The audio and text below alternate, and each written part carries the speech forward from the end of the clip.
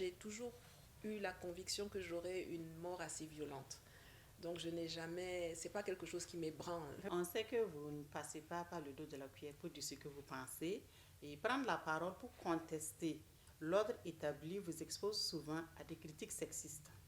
Quel est le coût personnel de ce militantisme? Il est élevé. Il est élevé parce que le militantisme, qu'il soit d'ailleurs au niveau africain ou au niveau des partis politiques ou des associations, même dans nos territoires, dès lors qu'une femme se lance dans la chose politique, dans l'engagement militant, on a surtout tendance à dire, bon, ben toi, la place de la femme est dans la cuisine, est-ce que ton mari va pas faire ceci? Certaines fois même au sein d'une famille, d'un couple, peut-être le compagnon peut mal le prendre si la femme fait carrière subitement, a plus de visibilité, plus de responsabilité. Mais c'est ça l'engagement, c'est-à-dire qu'on sait qu'il y a toujours un coût à payer.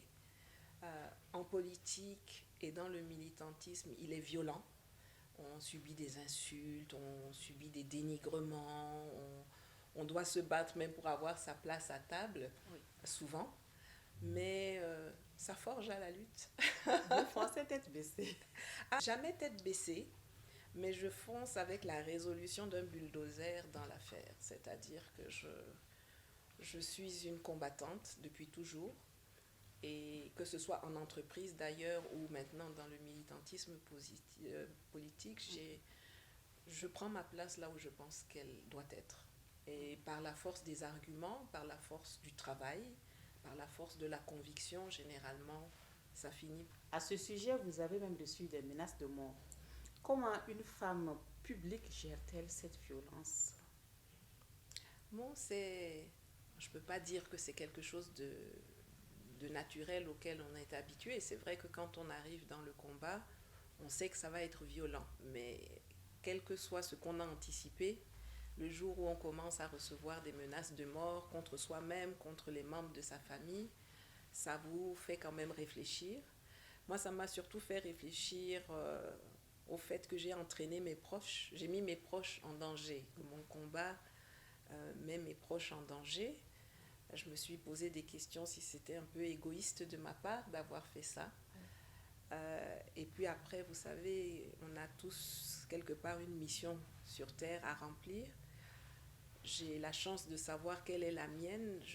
J'ai eu depuis le temps l'occasion de discuter avec mes parents, avec mon fils, avec ma famille, parce que les sacrifices n'ont pas commencé avec les menaces de mort, ça a commencé bien avant.